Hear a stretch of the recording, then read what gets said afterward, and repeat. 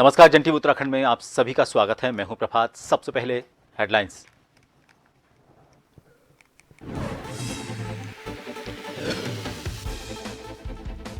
PM Modi से हुई CM Dhami की मुलाकात, प्रधानमंत्री बनने पर दी बधाई। उत्तराखंड के विकास की कई डिमांड रखी, बद्रीनाथ का प्रसाद भी भेंट किया।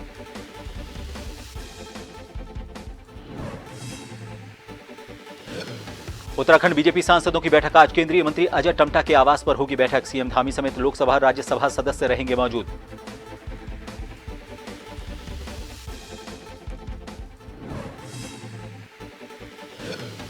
प्रेमचंद अग्रवाल ने काला दिवस कार्यक्रम का किया शुभारंभ, कहा बीजेपी का हर व्यक्ति मना रहा है काला दिवस।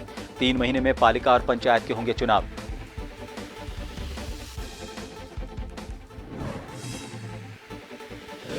देहरादून में हरित देहरादून पहल वृक्षारोपण कार्यक्रम का शुभारंभ, 4000 लोगों द्वारा पेड़ लगाने के प्राप्त हुए कॉल। जिलाधिकारी देहरादून के सानिध्य में होगा कार्यक्रम।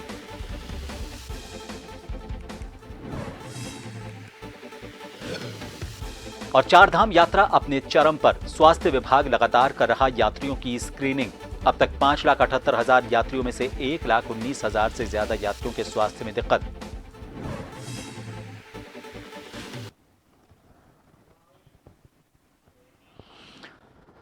और अब खबरों पर विस्तार से नजर डालेंगे। खबर सबसे पहले दिल्ली से। मुख्यमंत्री पुष्कर सिंह धामी ने आज पीएम मोदी से मुलाकात की। पीएम मोदी को हनोल महासू मंदिर का उन्होंने स्मृति चिन्ह भेंट किया। राज्य के विभिन्न विषयों पर भी उन दोनों के बीच चर्चा हुई।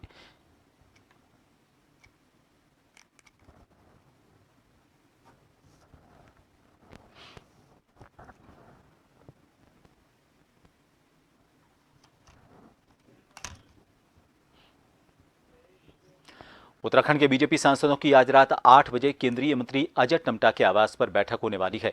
राष्ट्रीय संगठन महामंत्री BL संतोष ये बैठक लेंगे। बैठक में मुख्यमंत्री पुष्कर सिंह धामी, बीजेपी के प्रदेश अध्यक्ष महेंद्र भट्ट, प्रदेश प्रभारी दुष्यंत गौतम समेत 5 लोकसभा और 3 राज्यसभा सांसद मौजूद रहेंगे।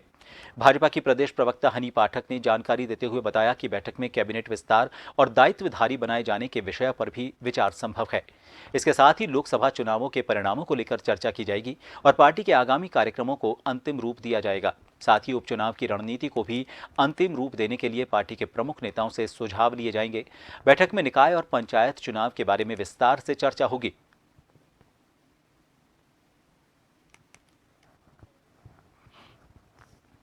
मंत्री हमारे हैं, उनके आवास पर एक बैठक आयोजित करी जा रही है, जिसमें हमारे प्रदेश अध्यक्ष, सांसद और मुख्यमंत्री स्वयं मौजूद रहेंगे। ये जो अभी लोकसभा परिणाम आए हैं उसकी भी समीक्षा करी जाएगी इस बैठक में, और पंचायत चुनाव को लेकर, नगर निकाय चुनाव को लेकर और जो उपचुनाव होने वाले उसको लेकर एक नई रणनीति बनाई जाएगी दिल्ली में। और उसके इस बैठक में जो आगे हमारे दायित्वधारी हैं उनकी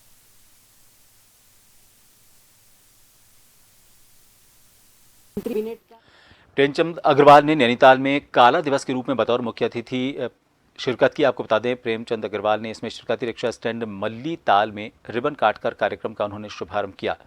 प्रेमचंद अग्रवाल ने कहा कि 25 जून 1975 को देश में जो इमरजेंसी लगाई गई थी, उसमें जो यातनाएं, अत्याचार, बदसलूकी की गई, देश के लोग उसको नहीं भुला सकते। भाजपा का हर व्यक्ति आज ये काला दिवस मना रहा है। प्रेमचंद अग्रवाल ने कहा कि जिन लोगों को जेल में रखा गया था, प्रेमचंद अग्रवाल ने कहा कि नगरपालिका और नगर पंचायत के चुनाव 3 माह के अंदर किए जाएंगे।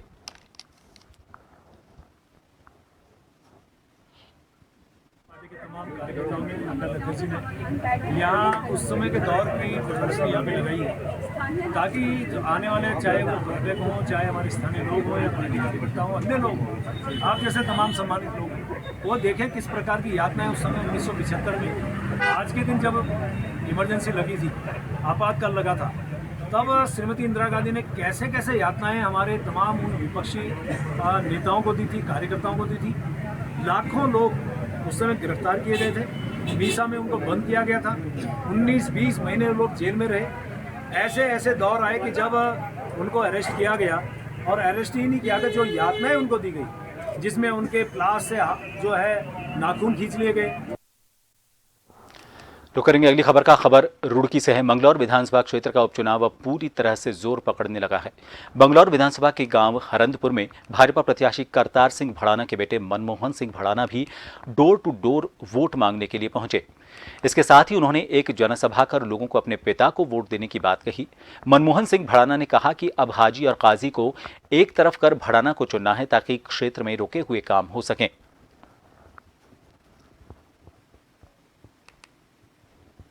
उत्साह है सभी साथियों में, सभी बुजुर्गों में, पूरे गांव में एक जो है उत्साह की लहर है। पूरे क्षेत्र में मैं तो कहूँगा, क्योंकि इस समय सभी को ये लग रहा है कि एक बदलाव का माहौल है और जो पिछले कई दशकों से यहाँ पे जो जिस तरह की राजनीति आ रही है उसका एक अंत समय आ गया है।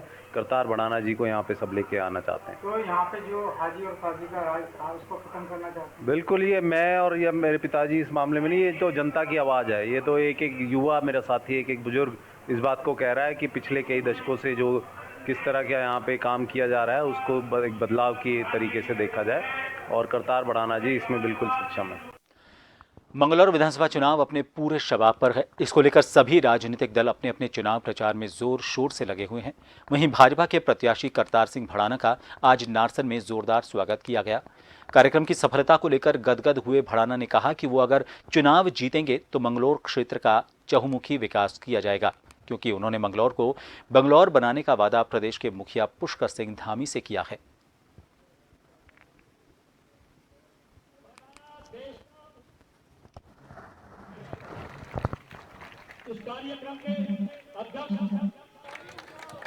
ये तो आप सब जानते हैं कि मोदी जी की सरकार, धामी जी की सरकार और विकास ही विकास। प्रमुख मुद्दे क्या है? आपने कहा कि बंगलौर बना करके छोड़ूंगा मंगलौर सिटी को, ये वादा करना। देखिए, ऐसा है, बिगड़ सत्ता के 60 साल हो गए इस मंगलौर को। 60 साल से कोई विकास नहीं है। कभी यहाँ सत्ता की सरकार बनती है तो वही 2 आदमी की कोई सुनता है, लेकिन अगर यहाँ पे बीजेपी की, भाजपा की सरकार बनेगी तो विकास ही विकास होंगे। और मैंने ये धामी जी से वादा लिया है कि जितना विकास इनका पीछे रुक गया था, किसी की वजह से रुक गया था, वो सब करना पड़ेगा। जो थोड़ा बहुत और जगह जहाँ पे हुआ है वहाँ से थोड़ा कम करके यही करना पड़े, पर इसको तो मंगलौर को तो बंगलौर तो बनाना पड़ेगा। देहरादून से खबर है। दरअसल जिलाधिकारी सोनिका के निर्देशन में देहरादून जिला प्रशासन हरित देहरादून पहल के अंतर्गत वृक्षारोपण कार्यक्रम का आज शुभारंभ किया गया। जिलाधिकारी ने बताया कि अभी तक लगभग 4000 लोगों द्वारा पेड़ लगाने के लिए कॉल्स मिले हैं।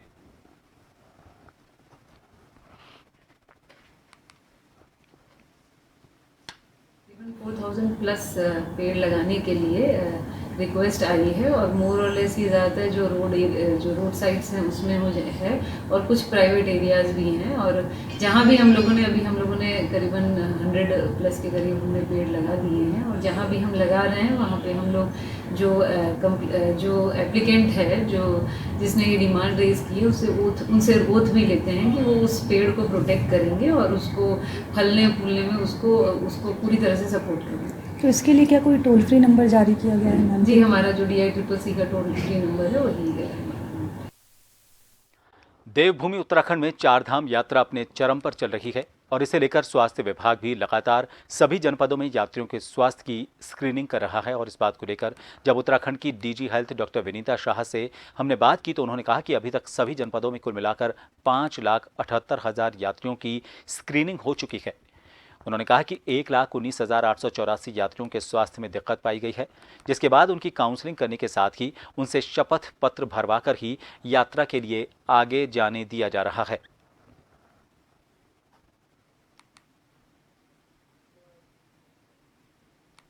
लगभग अभी 4 धाम यात्रा चल रही है। 5,78,000 लोगों की स्क्रीनिंग की गई है सभी जिलों में, जो ऋषिकेश से लेके सभी धामों में मिला के ये स्क्रीनिंग का वो फिगर है। और 1,19,884 लोगों को में कोमॉर्बिडिटी पाई गई और जिनको काउंसिल किया गया और जिनसे शपथ पत्र भराने के बाद ही उनको आगे भेजा गया।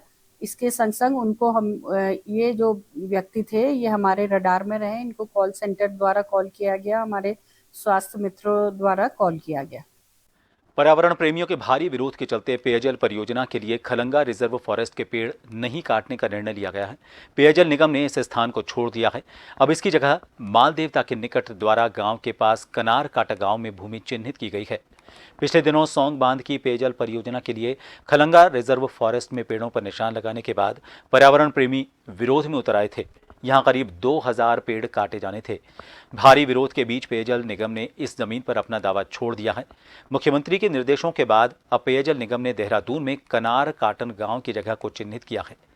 बताया गया है कि क्षेत्र में वन भूमि का हस्तांतरण जल्द किया जाएगा। करीब 3000 करोड़ की सौंग बांध परियोजना में 524 करोड़ की पेयजल परियोजना बनेगी। इसके लिए सौंग बांध के नजदीक ऊंचाई वाले स्थान पर रिजर्ववेयर बनाया जाएगा। पेयजल निगम को 7 हेक्टेयर जमीन की जरूरत है।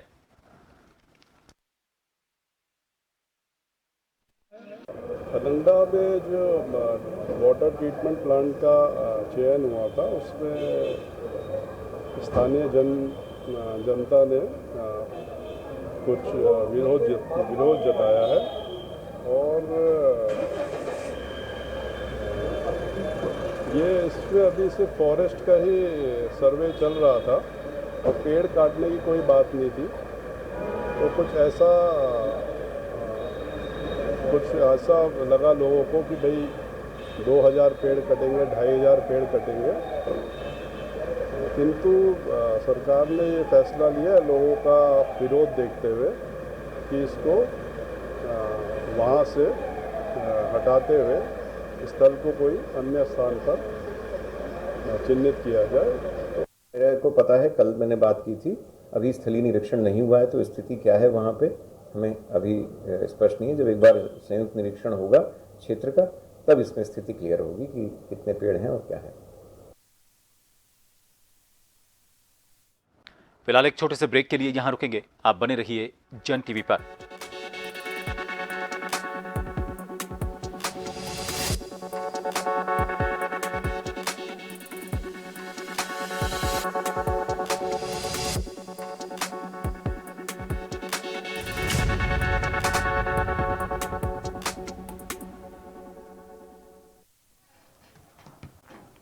ब्रेक के बाद एक बार फिर आप सभी का स्वागत है। मंगलौर के कुरुड़ी गांव में गुलदार द्वारा महिला की मौत के सदमे से अभी लोग बाहर निकले ही नहीं थे कि रुड़की के नगला इमरती में बीती रात बकरी पालन में घुसकर गुलदार ने दर्जन भर बकरियों को अपना निशाना बना डाला। सूचना मिलने पर वन विभाग के कर्मचारियों ने मौके पर पहुंचकर जांच पड़ताल की। भारतीय किसान सेवा संगठन के प्रदेश अध्यक्ष हाफिज इरफान ने कहा कि इस घटना से बकरी पालन स्वामी को लाखों का नुकसान हुआ है। यहां इस मामले में किसान संगठन के अध्यक्ष ने मुआवजे की मांग की है।